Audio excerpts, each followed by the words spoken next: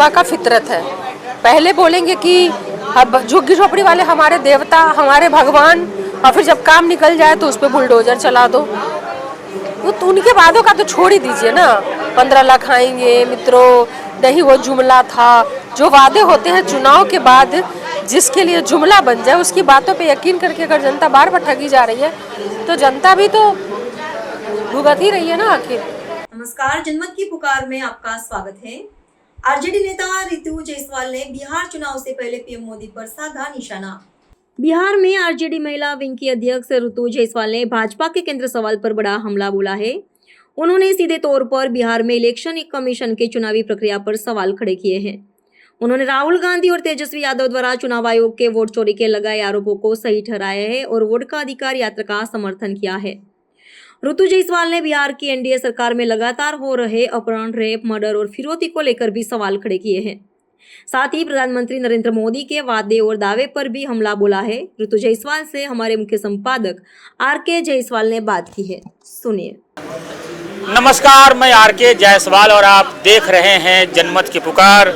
मौजूद हूँ दिल्ली के जापानी पार्क के बलभद्र पूजा आयोजन में, जहाँ पर बिहार से चलकर शिवहर से चुनाव लड़ी रितु जायसवाल जी, आरजेडी के महिला विंग की अध्यक्ष है रितु जायसवाल जी, आज दिल्ली में है। महिला को क्या, अब महिला उससे आते हैं तो क्या संदेश देने की कोशिश की है इस कार्यक्रम में? देखिए, ये हमारे समाज का बलभद्र पूजा का कार्यक्रम था, जिसके ऑर्गेनाइजर जो हैं वो रवि जायसवाल जी थे, और तमाम यहाँ के जो युवा हैं, बलराम जी और रवि जायसवाल जी, इन लोगों ने इस कार्यक्रम को ऑर्गेनाइज किया था, जहाँ पे कि पूरे हिंदुस्तान से जायसवाल समाज के लोग रहे, जिसमें मुख्य अतिथि के तौर पे पूर्व सांसद रमा देवी जी और तारकेश्वर प्रसाद जी, पूर्व मुख्यमंत्री बिहार, ये लोग सब उपस्थित रहे यहाँ पे। और ये कहीं ना कहीं से समाज को एकता देने का, बल देने का कार्यक्रम था, जिसमें कि हम लोग समाज को किस तरह से राजनीतिक रूप से, सामाजिक रूप से और आर्थिक रूप से मजबूत करते हुए कैसे समाज को आगे बढ़ाएं, इस बात के लिए हम लोग इकट्ठे हुए थे। बिहार में सामने चुनाव भी है, क्या स्थिति है बिहार में, कैसा लग रहा है बिहार में? स्थिति क्या, स्थिति तो 20 साल से बदतर ही है। क्राइम जो है, तथाकथित जंगल राज का जिंगल गाने वाले लोग, क्राइम जो है वो एनसीआरबी की रिपोर्ट उठा करके देख लीजिए तो 3 गुना ज़्यादा मर्डर का घटना जो है वो आप डेटा उठा के देख लीजिए तो 3 गुना ज़्यादा पहले से मर्डर बढ़ा हुआ है। रेप की घटना, हर चीज़, अपराधी, लूटपाट, दुकान लूट लिया जाना, ये सब तो पहले से कहीं ज़्यादा बढ़ा हुआ है। तो जनता तो त्रस्त है। बनिया समाज इनको सबसे ज़्यादा चंदा देता है, सबसे ज़्यादा टैक्स पे करता है और बनिया गोली खाता है। ये एनडीए गठबंधन की सरकार में सबसे ज़्यादा अगर कोई लूटा गया है बिहार में तो बनिया लूटा गया, सबसे ज़्यादा अगर गोली खाई तो बनिया ने खाई। आए दिन हत्याएं हो रही हैं। अभी पटना में एक हत्या कर दी गई है ना, खेमका जी की हत्या हुई दिन दहाड़े। तमाम अपराधी, कितने कितने बनियों को जैसे लग रहा है कि कोई दुश्मनी बीजेपी निकाल रही हो कि बनिया की हत्या करो, बनिया का वोट लो और बनिया पे गोली चलाओ। जिस तरीके से नरेंद्र मोदी प्रधानमंत्री जी लाल किले से जीएसटी में सुधार लाने की बात कही, उनकी आदत है, पहले गलती करते हैं, पहले गलती करेंगे और फिर उसको तब कहेंगे कि सुधार लो। भैया गलती क्यों करते हो? देश के प्रधानमंत्री हो, झुंझुन्ना बजाने वाले थोड़े ही हो, मदारी का खेल दिखाने वाले बंदर हो कि गलती कर दी और उससे जनता को जो भुगतना पड़ता है।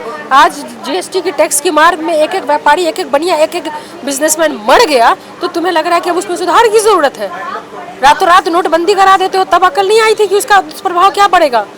कभी नोट जारी करते हो, कभी नोट को बैन लगा देते हो। अरे भैया, जब बैन ही लगाना था तो फिर जारी क्यों किया? हाँ, जब कृषि कानून को वापस लेना था तो उसको लागू क्यों किया? तो मतलब अजीब सरकार है भाई। लग रहा है जैसे सरकार नहीं चला रहे हैं, मदारी का खेला दिखा रहे हैं। कोई चीज़ पहले लागू कर लो और फिर कौन ही नहीं, वो तो गलती हो गया, आप इसको सुधार लेते हैं। दिल्ली में वोटर गहन निरीक्षण, पुनर्निरीक्षण का जो कार्य चल रहा है, उसमें आप देखो कितनी गलतियाँ।